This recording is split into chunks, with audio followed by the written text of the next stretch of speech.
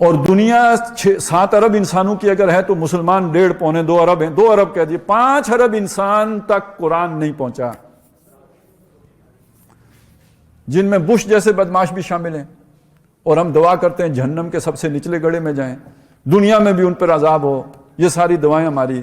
ادھر وہ بش صاحب کھڑے ہو کے کہیں کہ جناب یہ جو مسلمان تھے یہ مجھ سے ڈالر تو مانگنے آتے تھے, کولیشن سپورٹ فنڈ لینے آتے تھے میرے پاس, اور کہتے تھے چلیں کوئی 1 ارب منظور کروا دیں, اس میں سے 50 کروڑ ہم آپ ہی کو دے دیں گے, باقی 50 کروڑ ہمیں دے دیں. اس طرح کی چکر بازیاں تو انہوں نے ہمیں بھی سکھائی ہیں. یہ سارے شیطانی کام ہم نے ان سے پڑھے ہیں, اور ہم نے ان سے سیکھا ہے کہ ہاؤسنگ سوسائٹیاں کیسے بنتی ہیں. یہ اگر ہمیں کوئی کام کی بات بتا, انہوں نے دھندے کی بات بتائی ہے, کام کی بات بتاتے تو ہم اس پر بھی چلتے.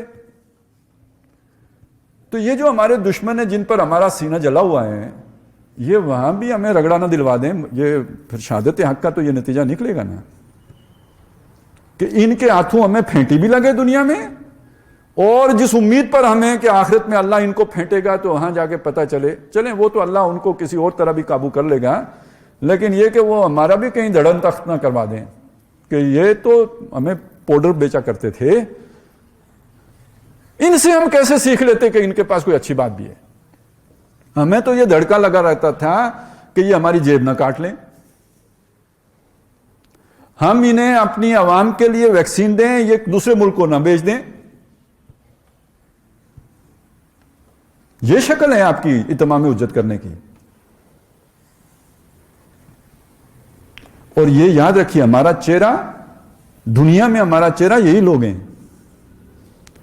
اگر کوئی امریکی اٹارنی جنرل یہ کہتا ہے کہ پاکستانی ڈالر کے عوض اپنی ماں بیچ دیتے ہیں, تو اس نے ہمارے ساتھ تو ملاقات کر کے یہ نتیجہ نہیں نکالا نا. جن سے وہ ملتے جلتے ہیں ان کا کردار دیکھ کر پوری پاکستانی قوم کو یہ وہی سمجھ لیا. جیسے ہم امریکیوں کو سارے کے ساروں کو وہ جو ہے کیا وہ انجلینا جولی کے کیا چیز ہے وہ جو ہمارے وزیر اعظم کی مہمان بنے, ہم وہ سمجھتے ہیں. تو اسی طرح سمجھ لیجئے یہ ہمارا چہرہ ہیں.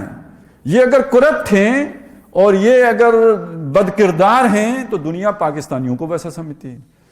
اور صرف پاکستانی نہیں ہیں, عرب شہزادے بھی ہیں, کچھ اور ریپریزنٹیٹیوز بھی ہیں دنیا میں ہمارے. تو دنیا تو مسلمان ان چیزوں کو ان لوگوں کو سمجھتی ہے. یہ مسلمان ہوتے ہیں, یہ شہادتیں ہم دے رہے ہیں. اب سوچئے اتنی سی بھی بال برابر بھی فرق آ جاتا, لازکنا کا ضیف الحیات و ضیف الممات, تو کیا سنت بدل گئی؟ اگلی آیت میں الفاظ ہی یہ ہیں, وَلَن تَجِدَ لِسُنَّتِ اللَّهِ تَحْوِيلًا, آپ اللہ کی سنت میں کوئی تبدیلی نہیں پاؤ گے. اور یہ صرف حضور کے لیے بات نہیں ہے, رسالت کے باب میں یہ پکی سنت ہے.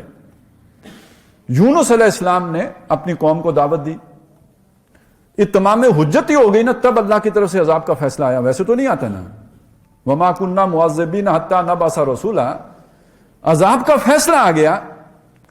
یونس علیہ السلام صرف وقت سے پہلے اپنی قوم, اللہ کی طرف سے ابھی پرمیشن نہیں ملی تھی, اپنی جگہ چھوڑ دی. اس پر کون سے عذاب ٹل گیا, اور یونس علیہ السلام مچھلی کے پیٹ میں چلے گئے. ہم سرے ہی سے دعوت نہ دیں بلکہ الٹی شہادت قائم کریں, تو کیا ہم پر کوئی مصیبت نہیں آئے گی؟ تو جن کو ہم نے تادیب سکھانی, ادب سکھانا تھا, جب ان کو نہیں سکھایا انہیں کو اللہ نے ہمارے اوپر مسلط کر دیا. خدا یوں بھی گناہوں کی سزا دیتا ہے, بانٹ کر قوم کو گروہوں میں لڑا دیتا ہے. آسمانی سے عذاب نازل نہیں ہوتے, آدمی کو بھی ملک الموت بنا دیتا ہے. تو یہ بھی سمجھ لیجئے کہ آج مسلمانوں کی جو درگت بن رہی ہے دنیا میں, جو قتل و غارت گری ہو رہی ہے مسلمانوں کی, جو مظلوم بنے ہوئے ہیں, اس کا اصل سبب یہ ہے کہ شہادت حق کی ذمہ داری نہیں ادا کی. اصل سبب یہ ہے کہ وہ مشن جو ان کو سونپا گیا تھا وہ نہیں پورا کیا. تو ایک طرف مشن تب مکمل ہوگا جب ایک نظام قائم کر کے دنیا کو دکھائیں گے, جیسے محمد رسول اللہ صلی اللہ علیہ وسلم نے جانے سے پہلے وہ نظام خلافت مدینے میں قائم کر دیا تھا.